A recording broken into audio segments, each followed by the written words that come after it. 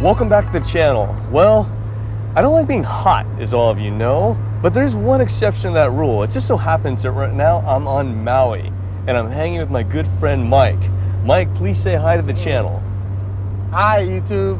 Now, typically, coming to Hawaii is just more kickback, but as all of you know, my good bro Kenji, he told me that if I was coming this way, I had to check in with his friend Mike, and definitely not to disappoint, but as most of you know, my two favorite Hondas are the NSX and of course the S2000.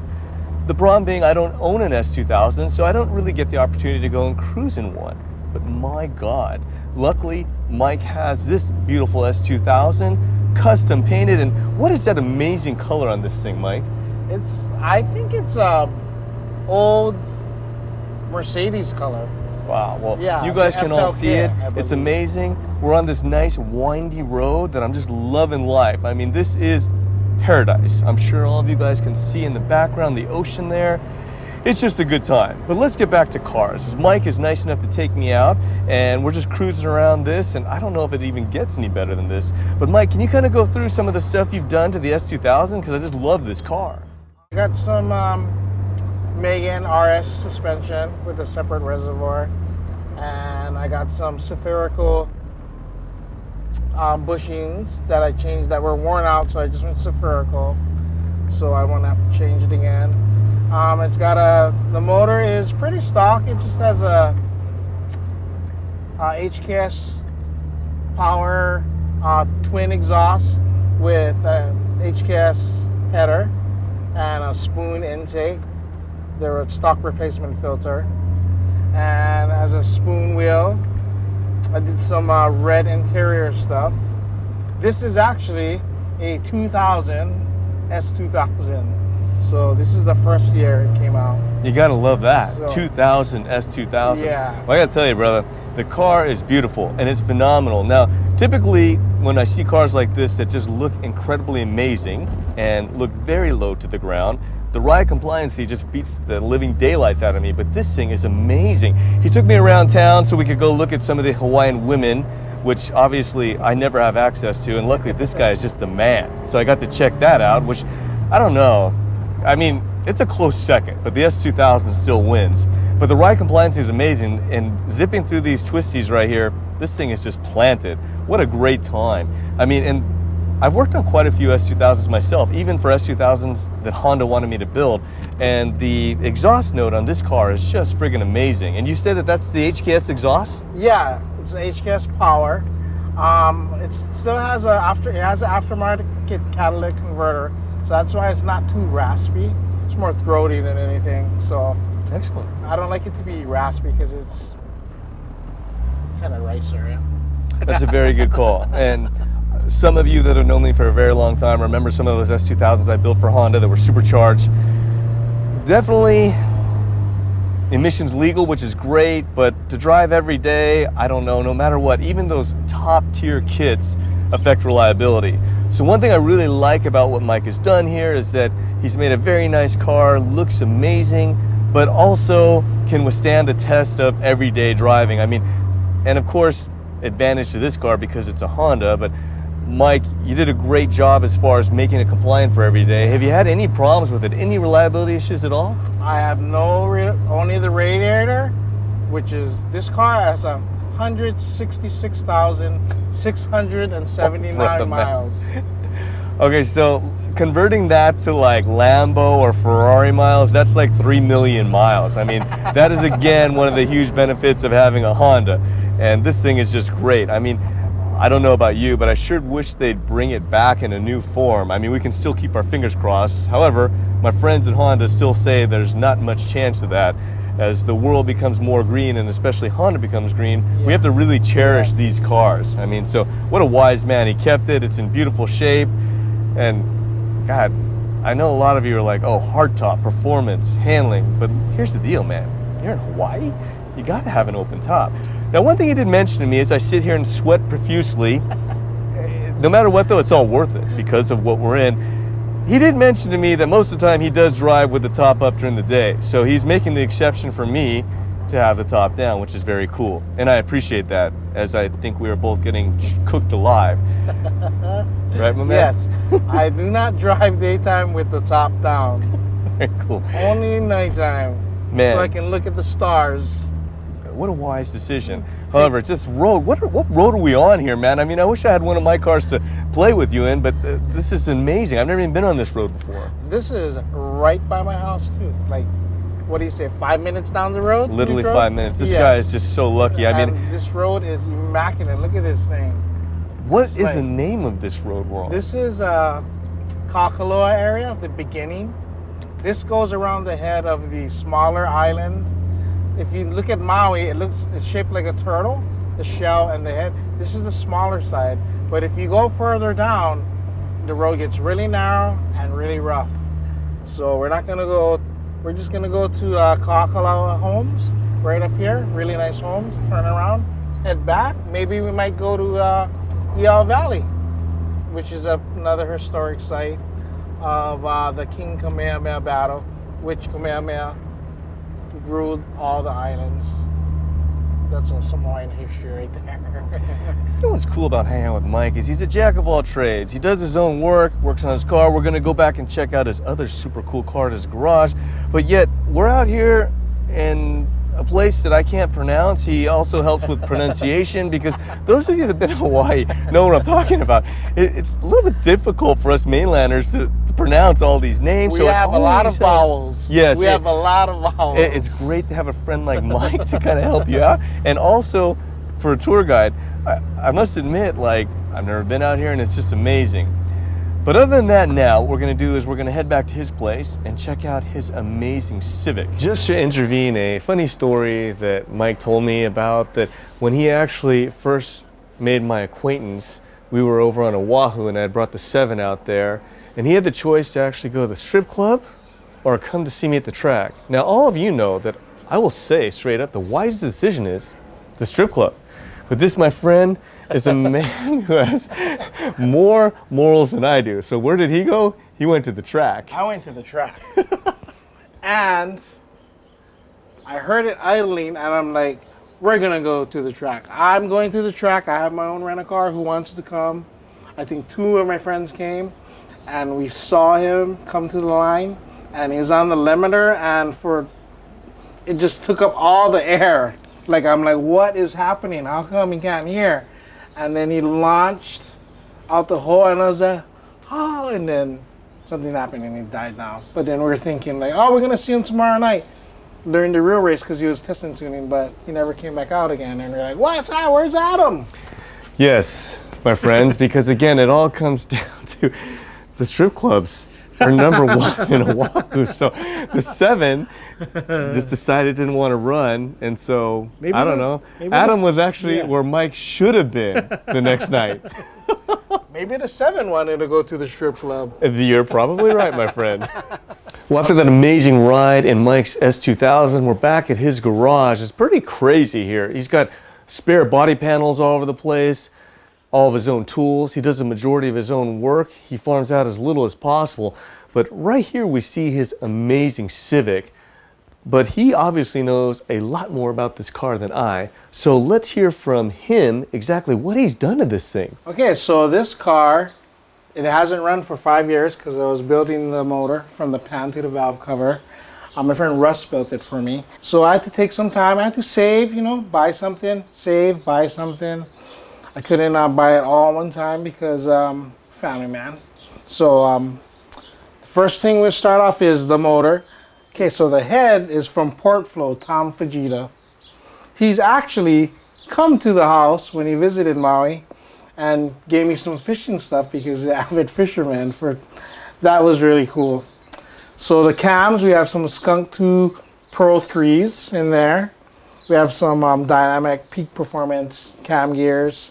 We have an 84 bore with from Benson sleeve and has a 13-to-1 compression. Got JE pistons with peak performance rods. It's a 1.8 liter crank. It's a LS bottom end. Intake piping is real carbon fiber. I don't know who makes it, but I got it from Hypersport, not Hypersports, I got it from Eurosport. probably in 97, and I've never seen any before, so I kept it. Dissipates heat.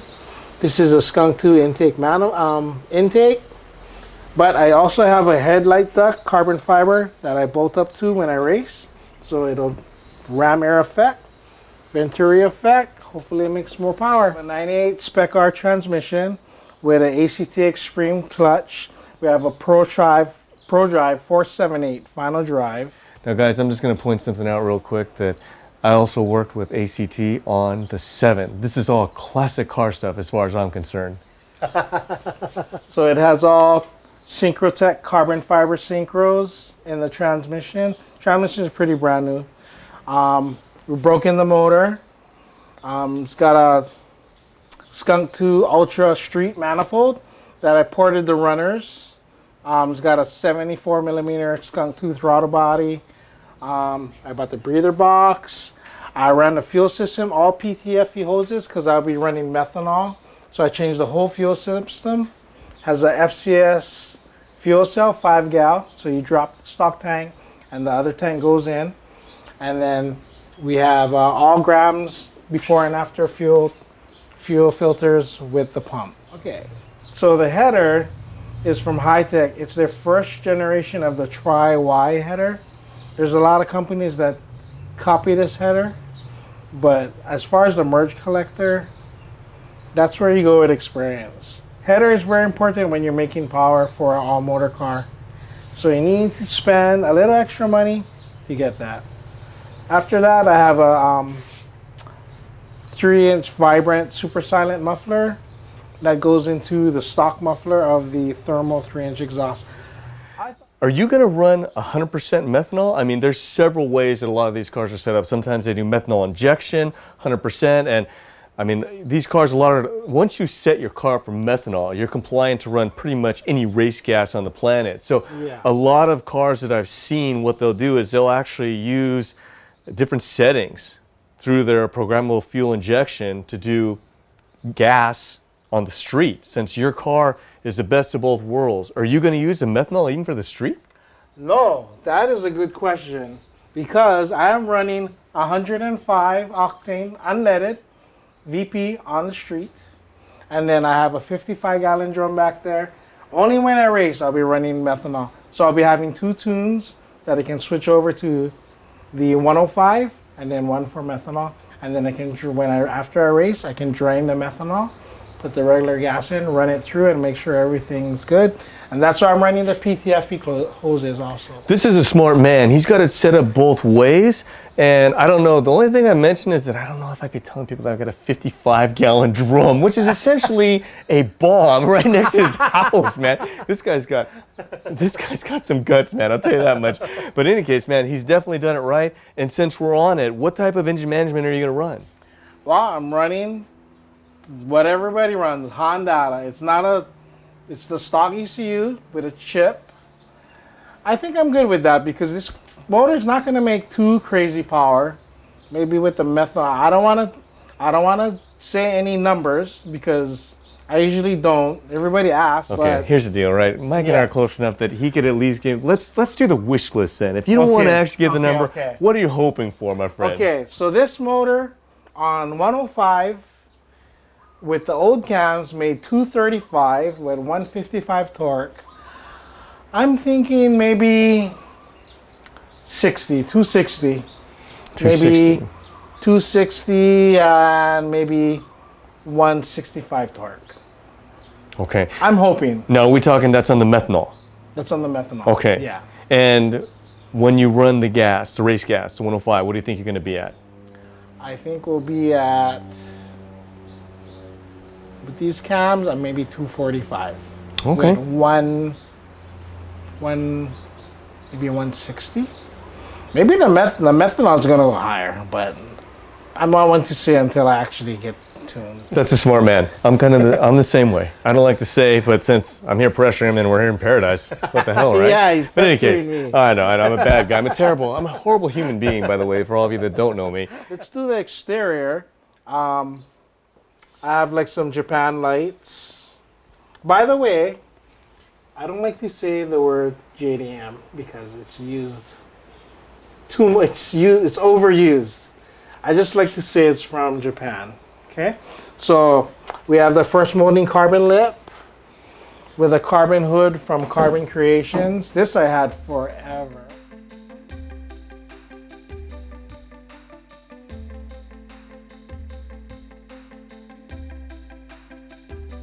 So the exterior we have the 20th anniversary from Japan, the 91 to 92 Japanese car of the year. This is a 92, the first gen SI.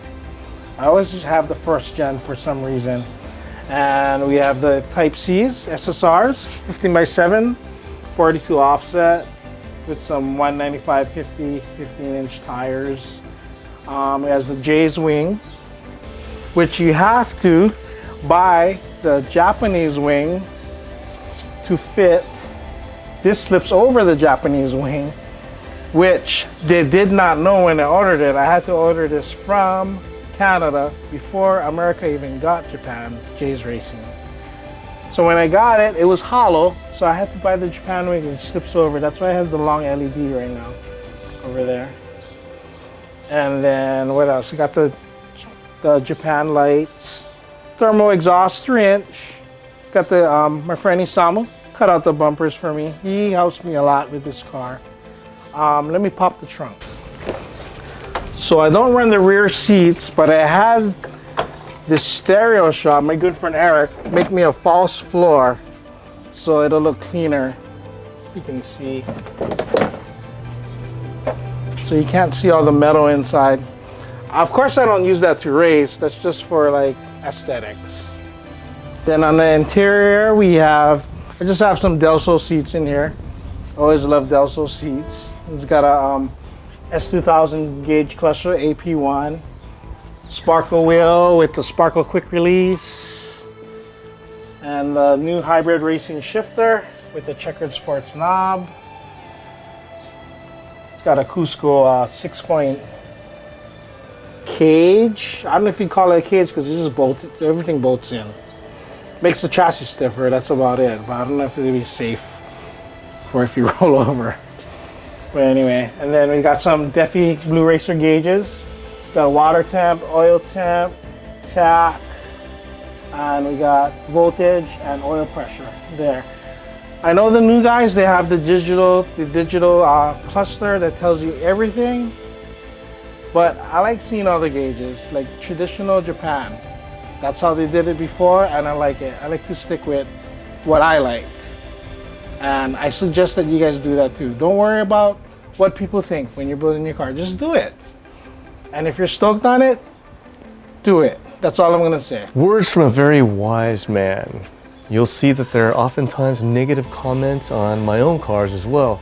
Always remember that there's always somebody that doesn't like what you're doing, and they're not gonna see that car every day. And especially on a beautiful car like this, we're talking about not only potentially driving it daily, but also going to the track. Who cares what they think, right, my man? Yes, you do it for yourself. If you're building it for somebody else, for approval, then you're building your car for the wrong reason, I think. That's my opinion. And tell me, your focus, my friend, is Yes. that now, will this be the daily driver that will replace the S2000? Or this will just be in addition to give you variety for how you're feeling? Yeah, I like to work on it. I like to change all kinds of stuff. I have several parts for it, just to change it up, and I don't know. It keeps me, I'm home. I'm staying home. My wife knows I'm home, working on the car. She can just open the door and I'm right there. As we were talking about, Mike wants to not only have the option to daily drive this car, but take it to the track.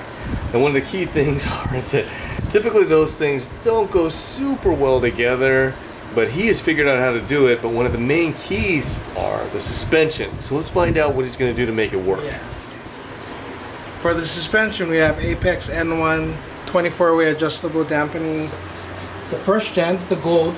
And then we have Buddy Cup front and rear camber kits with the rear trigger arm Safer Kobushi. And we have stock GSR brakes. The reason why I will run GSR brakes is because when you go big brakes, you can't run much slicks because I got to run 13-inch rims. So that's why I just keep these and change the pads for AMs. Good to go. All right. Well, you can't deny that that Civic is amazing. Capability to daily drive plus track, I mean, that's the win-win. Honestly, I think that's what everyone should shoot for. And of course, we all want to wish Mike the best of luck to get in the 11s. I wholeheartedly believe I'm sure he'll make it. Everything is top tier on that car. Super clean. I mean, it reminds me of, I don't know, like the 7, but cleaner. What an amazing ride. So, Mike, thank you so much for showing us your car. Both your rides are beautiful. And I mean, the honest thing for me is I really appreciate more than anything you taking me out here in Hawaii, showing me all the incredible sights. I'm getting a tan, more tan. I'm already kind of like rock lobster tan, but this is just more tan down here. He's in shape. Yeah, so I don't know about in shape. This guy's really killing it here. But other than that, it was a blast. So, of course, I want to thank you for all that. Well, my friends, it is time for me to keep enjoying my time with Mike. And of course, he informed me he didn't really want to let it rip since we're filming and didn't want to scare the living daylights out of me. So now I must sign off and say all of you have a great weekend while Mike takes off and really lets it rip. Hey guys, so here's the deal. Mike is a much better driver than me, and I'm really car sick. I'm gonna admit that, man. He's just ripping through those turns. And the amazing thing is he told me he still had more left. He tries to be respectful of the neighbors, and he's such a good guy, but thankfully he put the top up and put the AC on because now I'm hot, sweaty, and car sick. And yes, I am complaining about my life, as everyone will just tell me, including Drew, shut the hell up. But anyways, like I said, it was an amazing ride, and even with the top up, the car's still rock solid. I can't imagine how good this car is, even though it has as many miles as Mike has put on, and the guy dailies it. I mean, the top still seals up great. What's your secret, man? Is there some sort of secret? Or you know what? I'm thinking, is it the Hawaiian Air? Because I just want to mention something. You look at me, I look like I'm ancient. Look at Mike. I don't want to give away his age, but Mike is actually older than me. What is the deal? Is it the water? How are you pulling this off, brother? I think it's just you live in the happy moments. I think that's what it is. I do stuff that stokes me out, and I think that keeps me young for some reason. It might be genes too, but I don't know. I don't know. I think it's the secret is do stuff that makes you happy. Okay, guys, so what did we learn from that conversation? If you want to look old and decrepit, be stressed all the time, like Adam. If you want to look young and youthful, do things that make you happy, like Mike.